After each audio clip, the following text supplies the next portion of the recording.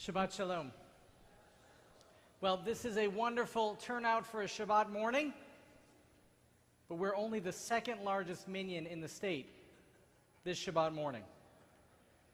I hear that there's a group of people gathering somewhere else in the state of Michigan with even more Jews than we have gathered here this morning, and perhaps even more Jews at prayer than we have gathered here this morning. Yes, today is that annual holiday, the University of Michigan versus that other team. So we all say together, and let us say, go blue, right? All right, so here we go. We are part of a culture that loves sports in general, football in particular. And I'll be honest with you, I'm a Michigan man. I like football. I really like the University of Michigan football. But I'm worried as we look at our culture and as we watch the way we get so excited about these sports teams. Has sports become the new religion in America? Has sports become the new religion in America? After all, when we want to find community, all we have to do is put on our maize and blue t-shirt and look around, and sure enough, we're part of community. If we want to have fun, if we want to have joy, sports are on 24/7. Thank you very much, ESPN. We have joy. We have community. We have celebration. We have all of that within sports, and they don't ask of us anything. All we have to do is cheer and have fun. Our children, if you look where our children are spending the majority of their time, it's not studying Torah, it's not preparing to lead the prayer service, it's in travel hockey, or travel soccer, or travel this, or travel that. And they're spending so much of their time playing sports that they're missing religious school, they're missing Jewish opportunities because of their athletics. And so, of course, we have to ask a question to which it's probably not going to take a rocket scientist to figure out what I think the answer is. Is sports becoming the new religion in America? And is that a good thing? All right. So I'll invite you to open up your Eitz Chaim Chumashim with me, please.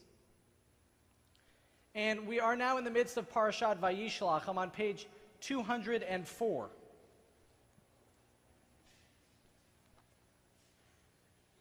And on page 204, we're in the midst of that Jacob and Esau story that we've been reading about for all of these weeks. And Esav in Hebrew, we know is the paradigm of secularism, according to the rabbis. He's the paradigm of secularism. Why? He gave up his birthright for a bowl of soup. He was so consumed with today, with the here and now. He was so interested in what just feels good right now that he actually was willing to give up his birthright, that special relationship that went from Abraham to Isaac and then was supposed to go from Isaac to Esau, his right as the firstborn. Esau spurned it. He spurned that long-term blessing for the sake of short-term satisfaction. And now, once Esau realized what had happened, he ends up chasing Jacob out of town. Jacob is away for 20 years. He ends up marrying not one wife, not two wives, not three, not four, but four wives. He marries 4 different women and builds a family. And what we learn is during those 20 years that Jacob and Esau are apart, they both got rich. They both got really rich. They acquired all sorts of animals. They acquired all sorts of servants. And here they are, 2 very wealthy people living in the region when God says to Jacob, go home. Go back to the land of Israel. But in so doing, Jacob knows that he has to come across his brother Esau once again. As Esau is traveling what is essentially northeast and Jacob is traveling southwest, they meet at the border of the land of Israel, the river Yabok. And Jacob, preparing to re-encounter his brother after all these years, hatches a plan. He knows that Esau is angry. He knows that Esau is upset. He knows that Esau feels jealous of Jacob because Jacob now has the birthright. Jacob now has that special blessing from God. And in order to appease his brother, Jacob sets up a system of gifts whereby each of his 4 wives and their respective children are going to parade with servants in front of Esau, Jacob's brother, and show him all the gifts that Jacob is presenting to Esau. And that's where we pick up on page 204. I'm now in verse 8. And Esau asked Jacob, "What do you mean by all this company which I have met?" Jacob answered, "To gain my Lord's favor." What's with all the gifts that you're presenting and all the family that you're parading forth? Jacob says, it's to get your favor, Esau. And now Esau says, I'm in verse 9, Vayomer Esav, Yesh li Rav. The translation here is, I have enough, my brother. Let what you have remains yours. But Jacob, now in verse 10, Jacob says, no, I pray you, if you would do me this favor, accept for me this gift. For to see your face is like seeing the face of God, and you receive me favorably. Now, I'm sure no one has spats with their family here. I'm sure none of it came out on Thanksgiving. But perhaps a great way to make peace with family and friends is not only to offer them lots of gifts, but when you're looking at them to say, I see the face of God in you. You'll let me know how it goes. And then verse 11, Jacob says to Esau, please accept my present which has been brought to you, for God has favored me and I have plenty. And when Jacob urged Esau, Esau accepted. So we have here 2 statements from Jacob and Esau as Jacob is presenting all of these gifts to his brother Esau. Esau, of course, says, I have enough, my brother. And when he pushes a little bit, Jacob says, look, I have plenty also. And just based on the English translation, we wouldn't even notice it. We would skip it. It sounds like a perfectly fine narrative. But if we look at the Hebrew tells us something very different. Esau says to Jacob, Jacob, yesh li Rav, I have a lot. What do I need your gifts for? Yesh li Rav, I have a lot. Look at all that I've amassed, Esau said to Jacob. Look at all of my wealth. Look at all of my servants. Yesh li Rav, I have enough. But later on, when Jacob pushes his brother, Jacob doesn't say the same thing. Jacob doesn't say, yeah, yesh li Rav too, I also have plenty. Jacob says it differently. Jacob says, yesh li kol. Yesh li kol. Now, those of you who are Hebrew speakers know that Jacob doesn't say too, look, I got plenty myself. Jacob says, I have everything. I have everything. Now, maybe Jacob didn't know from Black Friday the idea that you can't have everything. But nevertheless, yesh li kol, I have everything. And if you look what precedes those 3 words in verse 11, Jacob says, Ki chanani Elohim. God has been gracious to me. And now as a result, yesh li kol, I have everything. What's the difference between Esau, who yesh li Rav, who I have a lot, I have plenty, and Jacob, yesh li kol, I have everything? The difference is God. When Jacob pronounces to his brother Esau that God is part of his life, he can honestly say, I have everything. I have all that I need, most of what I want. I need nothing more. Esau, you're just living for today.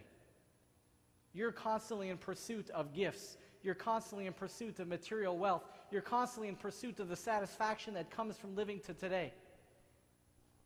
But me, Jacob says, I've got God. And thus I've got more than enough. Yesh li kol. I have everything. The difference between living for today and living for tomorrow. The difference between recognizing that who is rich, not one who has amassed all sorts of items and things and servants, but one who's happy with what he has. And I worry as I look at America and as I look at this religion of football, this religion of sports that has overtaken our society.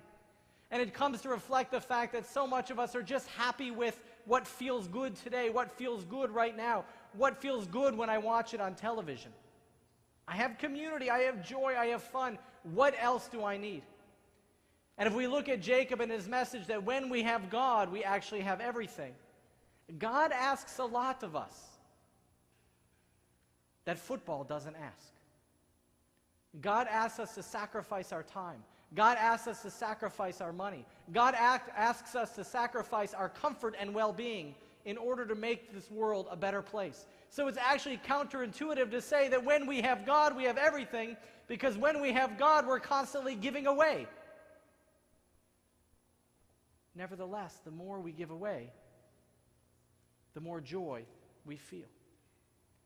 And if we read the research, we see this rise in support of athletics and the support of sports.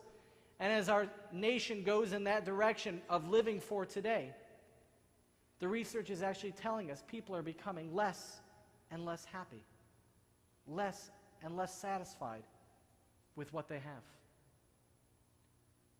Too many of us are pursuing the pleasures of today. We are the Esau's of this world.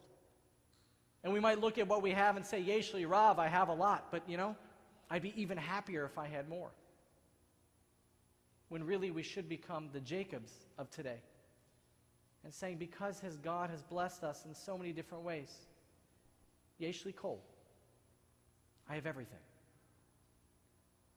This Shabbat that follows after Thanksgiving, this Shabbat that follows after Black Friday and before Cyber Monday, this Shabbat that falls Davka on the day of the University of Michigan football game against those other guys. May we strive to be more like Jacob by recognizing that when we serve God, when we're part of the Jewish community and not our alumni community, that when we're part of the Jewish people and not just some sports team, when we're willing to give away much more frequently than we try to attain something new, then and only then, Yesh Lanu Kol, will we have everything. So this Shabbat of Parashat Vayishlach, let us pursue not material objects on Black Friday or on Cyber Monday, but let's truly ask the question, how can we bring God into our lives?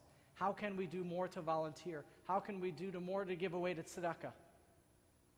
How can we challenge ourselves even more by giving of ourselves that we can truly attain everything? Adonai Ozi Amo Yitain, Adonai Yivarechet Amo Vashalom. May God give us the strength to know what is good, what is right, what is holy. May God bless us all with peace. And let us say together, Amen, and go blue.